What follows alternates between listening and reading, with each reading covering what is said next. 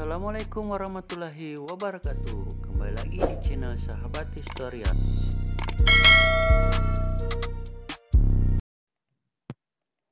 Nomor 1.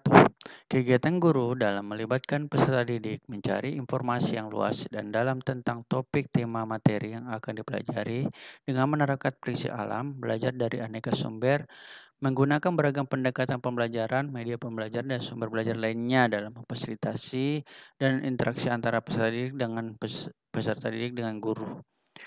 Jadi dalam memfasilitasi peserta didik melakukan percobaan di laboratorium, studi atau lapangan disebut dengan kegiatan. Ya, jadi di sini yang dicari adalah terkait dengan proses kegiatan pembelajaran. Dalam choice ada 5, yakni A. Elaborasi, B. Eksplorasi, C. Konfirmasi, D. Browsing, dan E. Contextual learning. Jadi dalam proses pembelajaran itu terbagi dalam 3 hal, ya.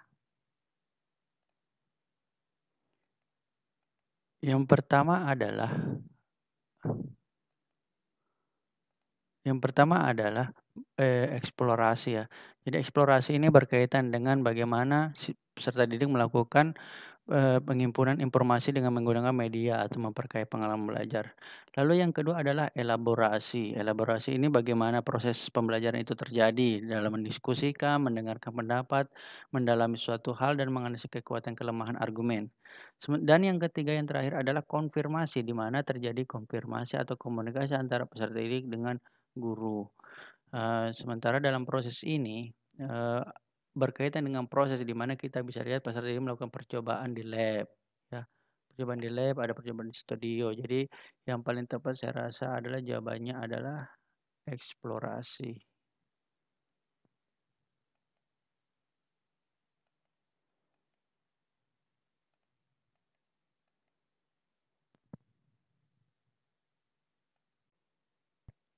Nomor 2.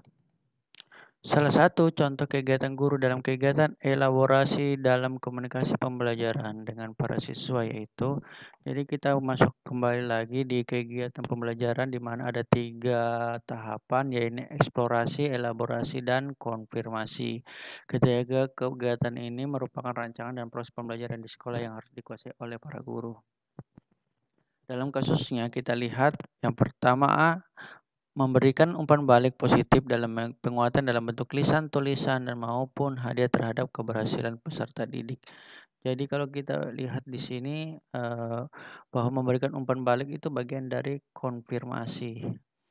B, memfasilitasi peserta didik melakukan kegiatan yang menumbuhkan kebanggaan dan rasa percaya diri. Jadi sini ada kegiatan menumbuh kembangkan ini masuk dalam kegiatan proses, yakni elaborasi. Yang ketiga adalah memberikan konfirmasi terhadap hasil eksplorasi dan elaborasi. Di sini ada konfirmasi, ya. Yang ke D, memfasilitasi peserta didik melakukan refleksi untuk melakukan proses pembelajaran. Refleksi ini merupakan bagian dari konfirmasi tahapan akhir, ya. Selanjutnya, memfasilitasi peserta didik untuk memperoleh pengalaman yang bermakna dalam mencapai kompetensi dasar. Terjadi sebuah pengalaman bermakna itu sudah masuk dalam tahapan akhir, ya, ini konfirmasi. Ya, jadi jawabannya di sini adalah bagian D, B, ya. Nomor 3. Berkomunikasi secara efektif, empatik, dan santun dengan peserta didik dengan bahasa yang khas dalam interaksi pembelajaran yang terbangun secara sinklikal, yaitu dengan alur sebagai berikut. Nah, jadi kita lihat di sini dalam kasusnya yang diminta dari pertanyaan ini adalah bagaimana alur dalam sebuah proses pembelajaran, interaksi pembelajaran. A, yang pertama memberikan pertanyaan dan tugas sebagai undangan peserta didik. B, menyimpan kondisi psikologi. C, 3 itu respon peserta didik, dan keempat adalah reaksi guru terhadap respon peserta didik. B, 1, reaksi guru terhadap respon peserta didik. Kedua, menyimpan kondisi psikologi. 3, memberikan pertanyaan dan tugas sebagai undangan peserta didik. 4, respon peserta didik untuk merespon. C, yang pertama adalah memberikan pertanyaan. Kedua, respon peserta didik untuk merespon. 3, reaksi guru terhadap respon peserta didik. Yang 4 adalah menyiapkan kondisi psikologi peserta didik. D. Yang pertama adalah memberikan pertanyaan atau tugas sebagai undangan peserta didik. Kedua, respon peserta didik untuk merespon. Tiga, reaksi guru terhadap respon peserta didik. Empat, menyiapkan kondisi psikologi peserta didik. E. Yang pertama adalah menyiapkan kondisi psikologi peserta didik. Yang kedua adalah memberikan pertanyaan atau tugas sebagai undangan terhadap peserta didik. Yang ketiga adalah respon peserta didik untuk merespon. Empat, reaksi guru terhadap respon peserta didik. Dalam ulasan kasus ini, saya lebih memilih pada bagian E ya, di mana dalam suatu proses pembelajaran yang paling awal kita lakukan adalah bagaimana menyiapkan kondisi kesiapan peserta didik, yaitu kondisi psikologisnya. Jika kondisi psikologis peserta didik itu sudah baik, maka otomatis si peserta didik siap menerima pembelajaran. Terus yang kedua adalah memberikan pertanyaan sebagai sebuah stimulus ya. Stimulus bagi peserta didik untuk merangsang cara berpikirnya. Lalu yang ketiga adalah respon peserta didik. Kita lihat responnya bagaimana dalam menjawab pertanyaan itu. Setelah mendapatkan respon dari peserta didik, ya, kita lalu sebagai guru akan bereaksi ya. Bereaksi bagaimana respon peserta didik, apakah pertanyaan itu sesuai jawaban yang diberikan siswa sesuai atau tidak. Jadi jawabannya adalah E. Nomor 4. Dalam kaitannya dengan upaya untuk memotivasi belajar siswa dan agar proses pembelajaran berlangsung secara efektif, maka guru perlu mengacu pada A. Metode pembelajaran, B. Pendekatan pembelajaran, C. Strategi pembelajaran, D. Gaya pembelajaran, E. Kemampuan belajar. Jadi dalam progres ya memotivasi belajar siswa atau tahapan pembelajaran siswa, tentu kita memilih stimulus apa yang paling cocok. Dalam stimulus ini ada beberapa hal yang dalam proses pembelajaran dari 5 pilihan ini sama-sama memiliki tujuan khusus ya, tujuan khusus. Seperti misalnya adalah A, metode pembelajaran. Ini berkaitan dengan bagaimana metodenya dalam pelaksanaan pembelajaran, apakah ceramah atau sebuah diskusi. B. Pendekatan pembelajaran, bagaimana model pendekatan dalam melaksanakan pembelajaran. Lalu C. Strateginya. Dalam strategi dalam proses pembelajaran ini bagaimana seorang guru mengolah materi pembelajaran sebagai suatu hal yang sangat menarik. Terus D adalah gaya pembelajaran. Gaya pembelajaran ini bagaimana daya tariknya dalam pembelajaran ini terhadap peserta didik. Lalu yang E adalah kemampuan, ini berkaitan dengan evaluasi pembelajaran. Jadi kalau kita lihat pertanyaannya, ini bagaimana untuk memotivasi belajar siswa. Jadi kita lebih mengarah kepada bagian ya pendekatan strateginya ya. Jadi jawabannya itu adalah C. Nomor 5. Jenis-jenis pembelajaran dapat diklasifikasikan sebagai berikut. A. Fakta, konsep, prinsip, definisi, aksioma. B. Fakta, konsep, prinsip, definisi, prosedur. C. Fakta, konsep, definisi, aksioma. D. Konsep, definisi, aksioma, prosedur, dan fungsi. E. Fakta, konsep, prinsip, prosedur, dan efektif. Jadi untuk membahas kasus ini kita lihat bagian di sebelah, di mana kompetensi berupa indikator hasil belajar siswa harus dikuasai oleh siswa. Jadi ada beberapa hal yang diminta di sini. Yang pertama, yang paling dasar itu yang diungkapkan oleh seorang guru itu adalah fakta, bagaimana fakta materi dalam. Terus yang kedua adalah konsep ya. Jadi bagaimana siswa diminta untuk mengemukakan definisi ya terkait dengan konsep materinya. Lalu yang selanjutnya adalah masalah prosedur. Jadi prosedur ini memuat langkah-langkah pemecahan dan persoalan. Lalu yang selanjutnya, tahap selanjutnya adalah berupa prinsip, apabila siswa diminta untuk menjelaskan konsep antara berbagai bentuk konsep akibat sebab akibat. Selanjutnya ini bila siswa itu membuat sesuatu hal, yaitu jenisnya keterampilan. Lalu ada yang juga jenisnya adalah sifat. Lalu jenisnya sifat lalu selanjutnya adalah gerakan motorik. Jadi dalam proses ini kita bisa lihat bagaimana yang sesuai dengan saya lingkari, yaitu berkaitan dengan pertama adalah fakta, ya, lalu fakta, betul, lalu konsep, selanjutnya prosedur, ya. Jadi di sini terdapat prosedur, lalu ada prinsip, ya, prinsip. Lalu ada jenis keterampilan, di sini tidak ada ya jenis keterampilan. Ada afektif ya atau sifat ya. Jadi jawabannya ini adalah E.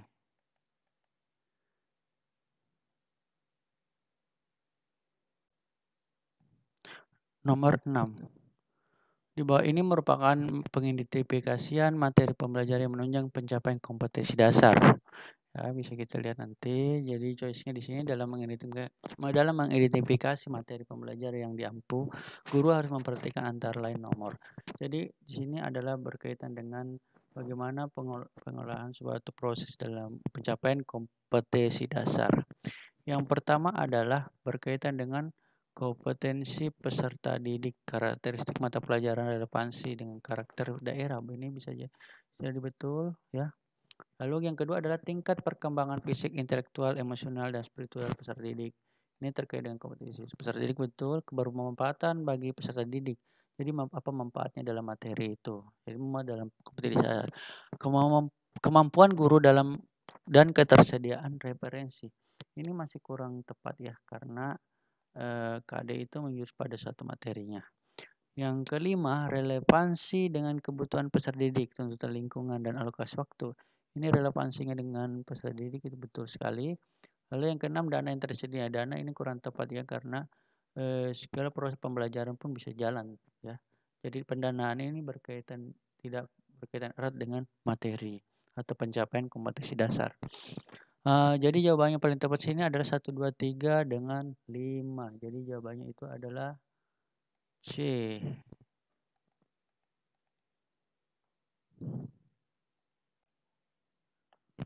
Nomor 7. Dalam mengembangkan instrumen penilaian dan evaluasi proses dan hasil belajar harus memperhatikan A. Substansi, konstruksi dan bahasa. B. Substansi, konstruksi, validitas, dan skor. C. Substansi, bahasa, konstruksi, dan skor.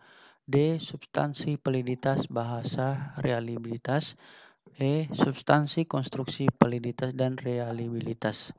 Jadi dalam hal pembuatan dan pengembangan penilaian dan evaluasi belajar ada 3 tahapan yang harus dilakukan oleh seorang guru. Ya.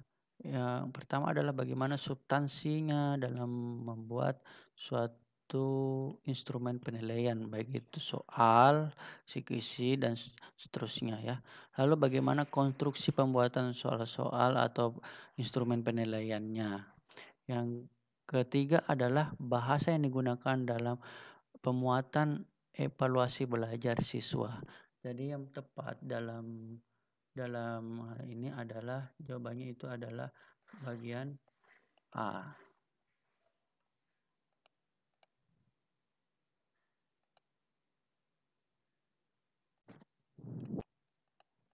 Selanjutnya nomor 8. Penilaian proses secara berkesinambungan oleh guru dapat dilakukan dengan cara A. Memberikan penilaian terhadap aktivitas terhadap kemajuan dan hasil belajar.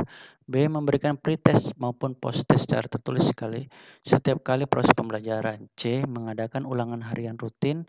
D. Mengadakan ulangan harian tanpa pemberitahuan terlebih dahulu. E. Mengadakan ulangan tengah semester atau akhir semester.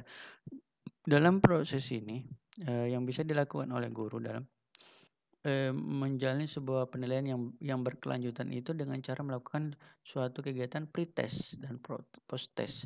Ini sebagai suatu ajang evaluasi terhadap keberhasilan materi yang diajarkan. Jadi jawabannya ini adalah B.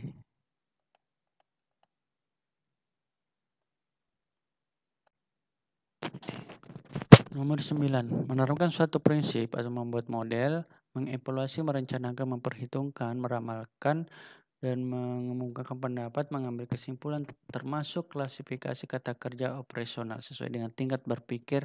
A. Memahami, B. Mengingat, B. Memahami, C. Menerapkan dan mengevaluasi, D. Perilaku yang kreatif, yang ke adalah mencipta. Kita lihat bagian di sini yang paling kita sandingkan mana yang paling tepat antara contoh soal dengan bagian tingkat kognitif yang terdiri dari C1 yaitu mengingat, C2 memahami, C3 menerapkan, C4 menganalisis, C5 mengevaluasi, dan C6 mencipta. Kita lihat KKO yang ada. Dalam KKO yang ada kata kerja evaluasi. Jadi itu berkaitan dengan masalah mengevaluasi. Lalu ada juga ini adalah melakukan kegiatan eksperimen. Nah, jadi paling tepat di sini jawabannya itu adalah bagian sambil 2 ya, bagian C.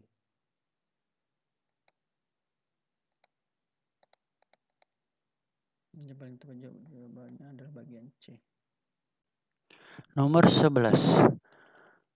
Kurikulum dikembangkan berdasarkan prinsip bahwa peserta didik memiliki posisi sentral untuk mengembangkan kompetensinya agar menjadi manusia yang beriman dan bertakwa kepada Tuhan Yang Maha Esa, berakhlak mulia, lalu mulai berilmu, cakap, kreatif, mandiri dengan menjadikan warga negara yang demokratis serta bertanggung jawab. Pertanyaan tersebut di atas sesuai dengan prinsip pengembangan kurikulum. A. Tanggap terhadap perkembangan ilmu pengetahuan. B. Relevan dengan kebutuhan kehidupan. C. Menyeluruh pada kesinambungan. D. Beragam dan terpadu. E. Berpusat pada potensi, perkembangan, kebutuhan, dan kepentingan peserta didik dalam lingkungannya. Ada beberapa hal menjadi kata kunci di dalam pengembangan kurikulum ini. Yang pertama adalah posisi sentral pada peserta didik ini sebagai sebuah berpusat pada potensi, perkembangan, kebutuhan, kepentingan peserta didik. Jadi yang berkaitan dengan tujuannya di sini adalah yang bertakwa kepada Tuhan Yang Maha Esa, berakhlak mulia, sehat, berilmu, cakap, kreatif di sini adalah peserta didik. Jadi jawabannya yang paling tepat di sini adalah jawabannya E.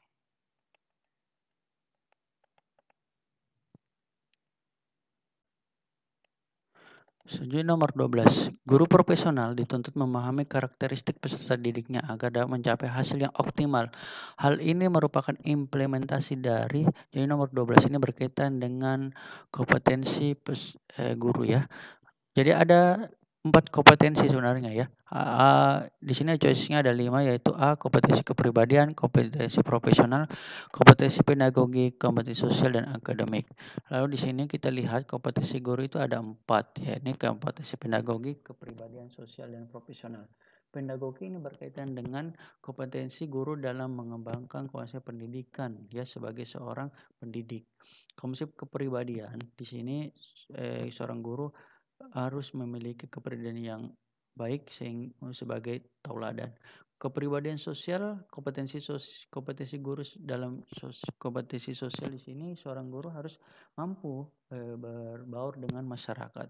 Sementara kompetensi profesional guru harus update dengan perkembangan zaman dan menjalankan profesinya secara mutlak sesuai dengan topoksinya. Jadi di sini dalam kasusnya adalah berkaitan dengan memahami karakteristik peserta didik agar dapat mencapai optimal. Ini masuk dalam kompetensi pedagogi seorang guru. Jadi jawabannya itu adalah C.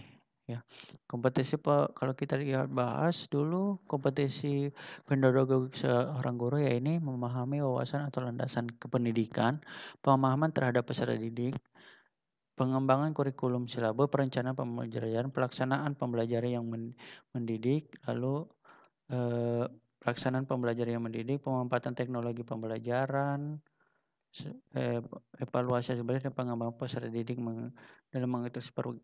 dalam berbagai potensi yang dimiliki. Jadi di sini yang paling tepat ini pengembangan peserta didik ya. Kita bisa dilihat di sini. Jadi jawabannya tepat itu adalah C ya. Selanjutnya kita akan membahas terkait dengan teori belajar. Yang pertama adalah teori behavioristik. Dalam proses belajar mengajar yang terpenting adalah seorang akan dianggap telah belajar ketika sudah menunjukkan perubahan perilaku. Yang kedua adalah teori kognitif. Teori ini percaya bahwa belajar itu dihasilkan dari proses persepsi, kemudian membentuk hubungan antara pengalaman yang baru dengan pengalaman yang sudah tersimpan. Yang ketiga adalah teori konstruksisme. Ya, teori belajar ini berlandaskan kontekstual. Dengan kata lain, manusia membangun pengetahuan sedikit demi sedikit yang aslinya disebut melalui konteks yang terbatas dalam waktu yang direncanakan. Selanjutnya kita masuk di nomor 13. Manakah di antara pernyataan berikut yang tidak sesuai dengan model konstruksisme dalam mengajar? Yang A. Menyiapkan benda-benda nyata untuk dimanfaatkan siswa untuk belajar. Ini saya rasa ini adalah pertanyaan yang benar ya. Kedua adalah mengajarkan siswa untuk saling berinteraksi. Ini juga cara siswa untuk melakukan pembelajaran. Saya rasa benar juga. C. Membiasakan siswa berpikir dengan cara mereka sendiri. Ini berkaitan dengan kompetensi siswa. Ini juga benar. D. Memberikan tugas siswa untuk menghafal konsep-konsep tertentu. Konsep hafalan bukanlah konsep konstruksisme ya. Jadi ini salah. E. Menjelaskan suatu konsep secara detail. Ini juga adalah suatu bentuk konstruktisme dalam suatu proses pembelajaran. Jadi yang paling tepat di sini jawabannya itu adalah D ya. Nomor 11. Pandangan belajar sebagai perubahan tingkah laku yang relatif permanen merupakan pandangan belajar yang dipergunakan oleh dalam teori belajar. A. Behaviorisme, B. Kognitivisme, C. Kognitivisme, dan D. Konstruktivisme. Jadi di sini sudah kita bahas tadi di pembahasan sebelumnya bahwa salah satu teori belajar ini adalah perubahan tingkah laku terhadap orang yang telah belajar. Yang ini di mana teori belajar ini merupakan adalah teori behaviorisme. Jadi jawabannya di sini adalah A. Selanjutnya nomor 15. Pengetahuan adalah subjektif dan dibangun oleh individu berdasarkan pengalaman sehari-hari. Pernyataan ini disampaikan dalam teori pembelajaran. A. Behaviorisme, tentu ini tidak karena behaviorisme itu berkaitan dengan perubahan tingkah laku. Kognitif ini adalah berkaitan dengan perpaduan antara pengetahuan yang baru dengan pengetahuan yang sudah ada dalam dirinya. Behaviorisme sama bagian A. Jadi yang tepat itu adalah konstruktivisme, di mana memang konsep pengetahuan itu dilakukan dalam pengalaman hasil belajar siswa. Jadi jawaban yang paling benar itu adalah D. Sekian pembahasan soal kali ini ya teman-teman. Silahkan subscribe, like, and share untuk update berita terbaru soal.